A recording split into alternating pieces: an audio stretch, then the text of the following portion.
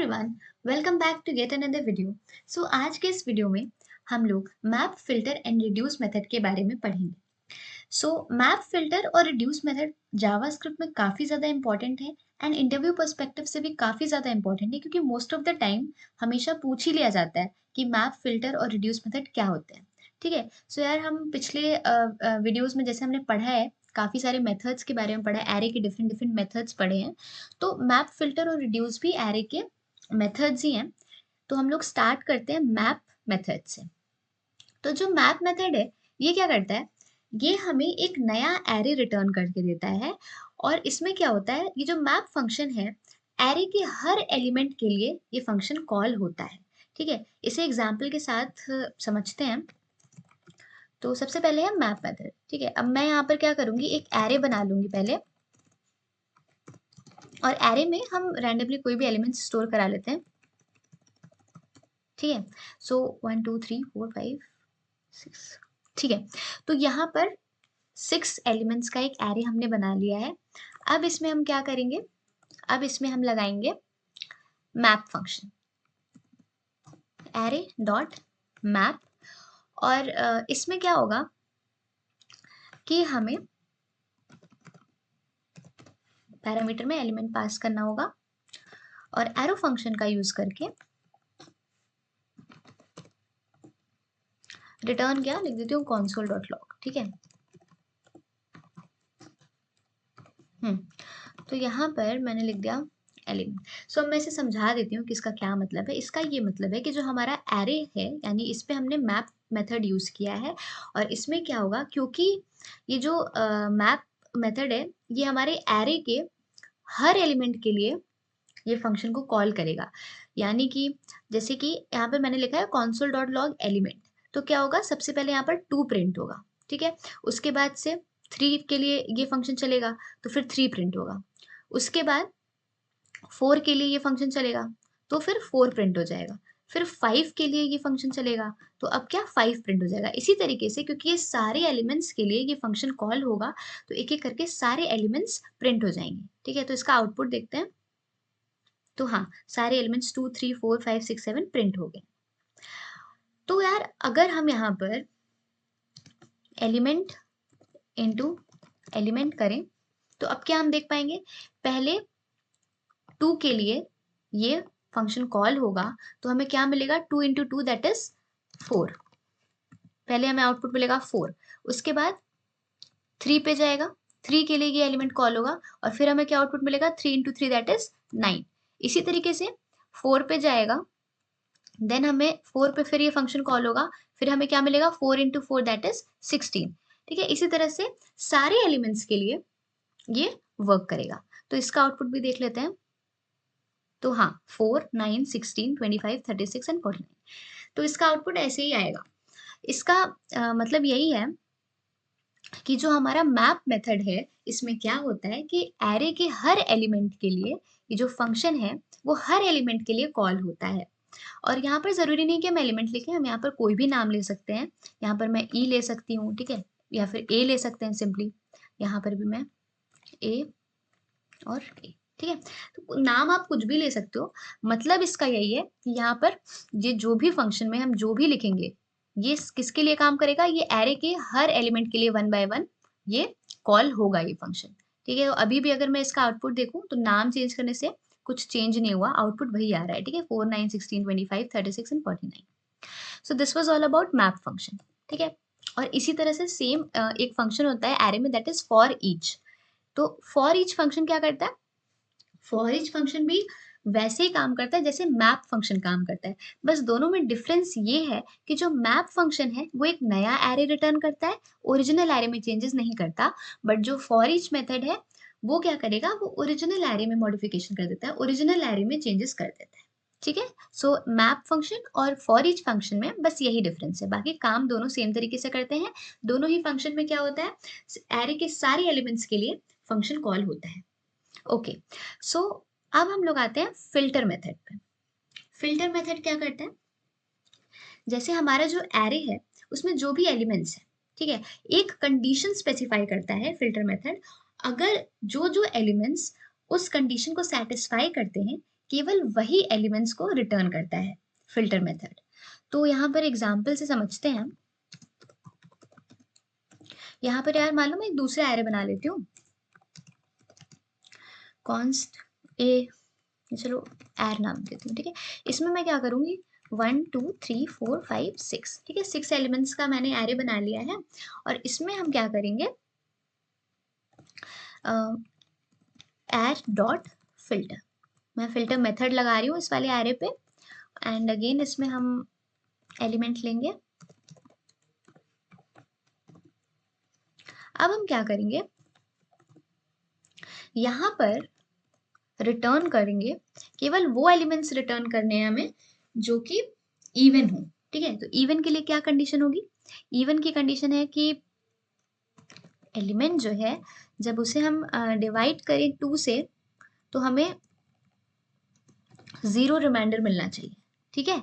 So element modulus 2 should be equal to 0, यानी कि जब उस एलिमेंट को हम 2 से डिवाइड करें तो हमें रिमाइंडर 0 मिले, तभी वो जो एलिमेंट होगा वो इवन होगा, ठीक है। सो ये हो गई हमारी कंडीशन, ठीक है। अब ये वर्क कैसे करेगा, एरे में हर एलिमेंट के लिए क्या होगा, ये चेक करेगा कंडीशन को, ठीक है। पहले 1 पे जाएगा, 1 के लिए कंडीशन चेक करेगा। तो यार 1 को 2 से डिवाइड करेंगे तो 0 मिलेगा क्या, रिमाइंडर नहीं मिलेगा। तो फिर 2 पे आएगा, 2 पे 2 को डिवाइड करेंगे 2 से तो क्या रिमाइंडर 0 आएगा, हाँ आएगा। तो इस वजह से, क्योंकि ये वाला जो एलिमेंट है ये इस वाली कंडीशन को सेटिस्फाई कर रहा है, इस वजह से ये 2 रिटर्न कर देगा यहाँ पे। उसके बाद 3 पे जाएगा, तो 3 तो इस कंडीशन को सेटिस्फाई नहीं करेगा, है ना, क्योंकि 3 इवन नहीं है। फिर 4 पे जाएगा, तो 4 इस कंडीशन को क्या कर रहा है, सेटिस्फाई कर रहा है, इसलिए ये 4 को भी रिटर्न करेगा। इसी तरह 5 पे जाएगा, 5 इवन नहीं है, ठीक है। फिर 6 पे जाएगा, 6 तो इवन है, 6 जो है इस कंडीशन को सेटिस्फाई करेगा, तो ये 6 को भी रिटर्न कर देगा। तो बेसिकली फिल्टर मेथड का यही काम होता है कि जो भी गिवन कंडीशन है, जो भी एक कंडीशन स्पेसिफाई की गई है, तो एरे में जो भी एलिमेंट्स इस कंडीशन को सेटिस्फाई करते हैं, केवल वही एलिमेंट्स को रिटर्न करेगा, ठीक है।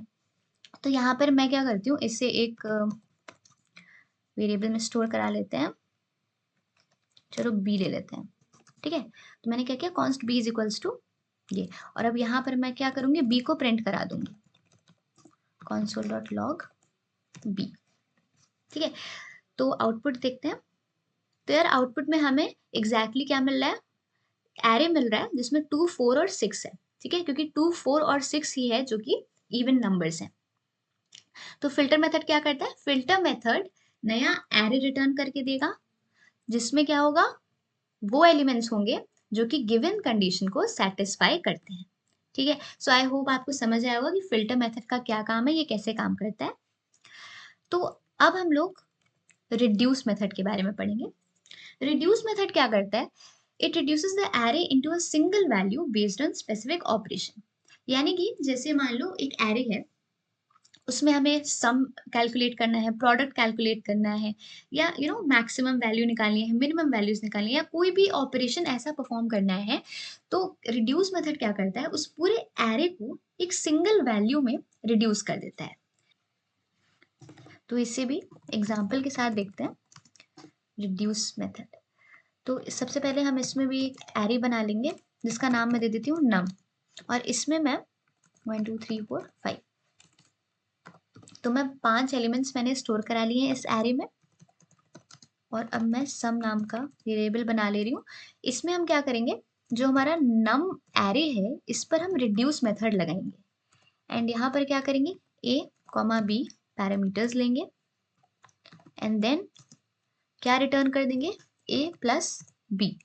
मैंने यहाँ पर कर्ली ब्रेसेस नहीं लगाए और रिटर्न कीवर्ड भी नहीं लगाया है, ठीक है, क्योंकि हम एरो फंक्शन यूज कर रहे हैं, और एरो फंक्शन में जब भी जो फंक्शन है वो एक स्टेटमेंट का होता है, एक लाइन का होता है, तो हम कर्ली ब्रेसेस को स्किप कर सकते हैं, रिटर्न कीवर्ड को भी स्किप कर सकते हैं, ठीक है।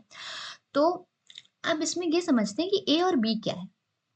तो हमारा जो ए है वो एक्यूमुलेटर है, और जो बी है वो करंट वैल्यू है, ठीक है। तो आप वही बात है, कोई भी नाम दे सकते हो, ये तो वेरिएबल्स हैं, ए बी या फिर कुछ भी, ठीक है। तो एक्यूमुलेटर क्या होता है, एक्यूमुलेटर यानी कि जैसे कि जो फंक्शन है वो क्या करेगा, वो सारे एलिमेंट्स के लिए कॉल होगा।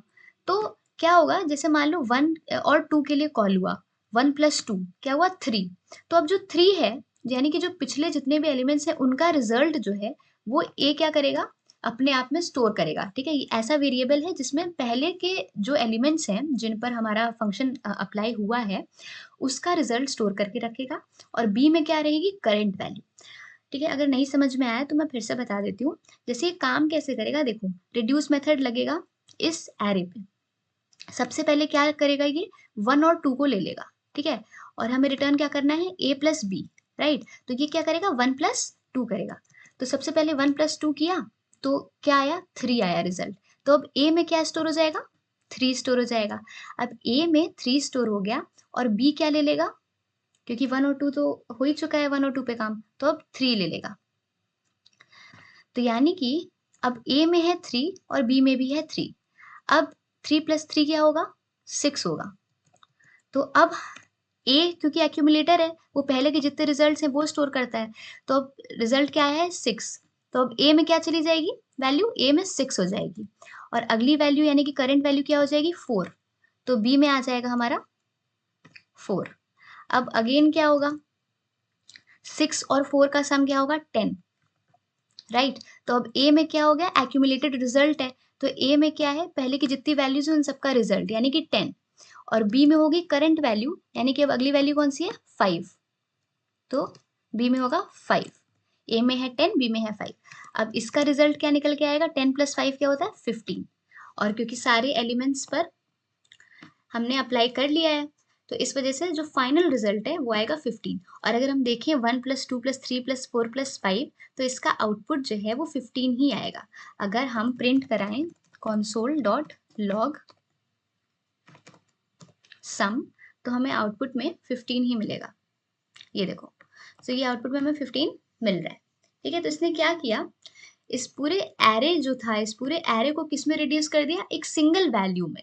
हमें सम निकालनी थी और सारे एलिमेंट्स का सम क्या होगा, 15। ठीक है, तो रिड्यूस मेथड का यही काम होता है। ये जो एरे है इसके सारे एलिमेंट्स को क्या करेगा, रिड्यूस करके एक सिंगल वैल्यू प्रोवाइड करेगा।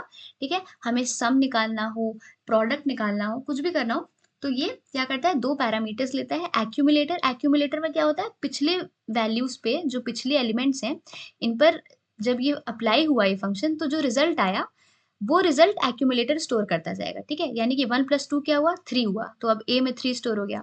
फिर 3 प्लस 3 6 हुआ, तो इसने क्या किया, पिछले के जितने रिजल्ट हैं वो एक्यूमुलेटर स्टोर करता जाएगा।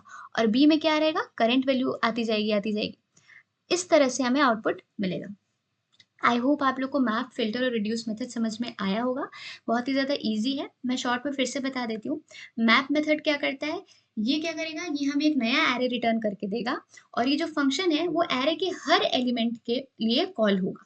ठीक है, फिल्टर मेथड क्या करेगा, फिल्टर मेथड हमें केवल वो एलिमेंट्स रिटर्न करेगा एरे के जो कि जो स्पेसिफाइड कंडीशन को सेटिस्फाई करेंगे। ठीक है, केवल वही एलिमेंट्स को रिटर्न करेगा। रिड्यूस मेथड क्या करेगा, एरे की जितनी भी वैल्यूज हैं उन सबको क्या करेगा, एक सिंगल वैल्यू में रिड्यूस कर देगा। ठीक है, ये तब हम यूज करते हैं जैसे हमें कुछ ऑपरेशंस परफॉर्म करना है, जैसे सम निकालना है, प्रोडक्ट निकालना है, मैक्सिमम मिनिमम वैल्यूज निकालनी है, तब हम इसे यूज करते हैं। तो आई होप आपको ये समझ आया होगा। That's all for this video. अगर आपको ये वीडियो अच्छा लगा हो तो please like, share and comment on this video, and please subscribe my channel.